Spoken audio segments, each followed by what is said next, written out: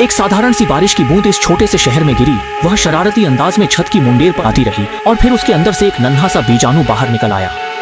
वह बेहोश पड़े आदमी की पैंट के पांव की ओर चढ़ता गया। आखिरकार एक आरामदायक जगह ढूंढी और फिर बेहिचक अंदर घुस गया।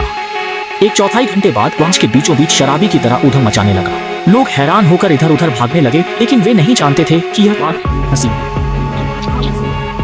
उसी समय शहर की एक सड़क पर अश्व का पीछा एक थोड़ा बदमाश कर रहे थे। वह डर से सहमा हुआ, घबराया हुआ लगातार भाग रहा था।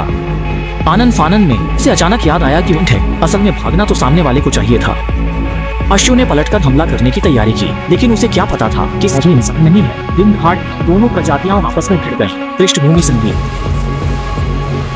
जब अश्व ने मुश्किल से सामने वाले पर छुपकर हमला कर उसे मार डाला, तभी शहर की स्पेशल टास्क फोर्स को होश आया। कहा जाता है कि उन्होंने म्यूटेंट की छोटे ऑक्टोपस की गतिविधियों का पता लगा लिया था।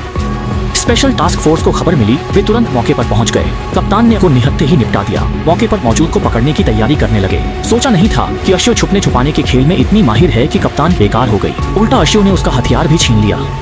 कप्तान चिल्लाया कि अब उसकी जान नहीं बचेगी, लेकिन तभी अश्व ने उसे छोड़ दिया। हुआ ने अपनी 7वीं इंद्रिय से अश्व को बता दिया था कि अगर वह अब नहीं गई तो उसका प्यारा लड़का खतरे में पड़ जाएगा। इसी समय दूसरे में हुआ का प्यारा लड़का मेयर साहब को साथ लेकर म्यूटेंट्स से दिमागी और बहादुरी की लड़ाई लड़ रहा था। वह हाथ में आतिशबाजी की छड़ें लिए धुंध फायरिंग कर रहा था, जिससे माहौल में गेटलिंग गन जैसी फीलिंग आ गई थी।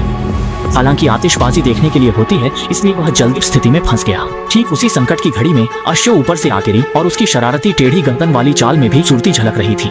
दोनों राक्षस तुरंत घमासान लड़ाई में उलझ गए। फेंकने और झटकने के बीच माहौल में तलवारों जंग का एहसास आ रहा था। ऐसा लग रहा था कि म्यूटेंट गुंडा कुछ कमजोर पड़ रहा है। उसने मौका मिलते ही भागने की कोशिश। अश्व ने उसका पीछा नहीं छोड़ा। जब अश्व ने दोबारा उसे रोका तो महिला कप्तान ने उसे कुछ कह दिया। कप्तान तानकर अश्व की ओर इशारा किया। उसके पीछे घूमती छोटी ऑक्टोपस थी और बगल में इंसानी चेहरा ओढ़े बड़ी हथेली बड़बड़ा रही। जैसे ही अश्व आखिरकार खुद को रोक नहीं पाई और सिर घुमा दिया, महिला कप्तान ने भी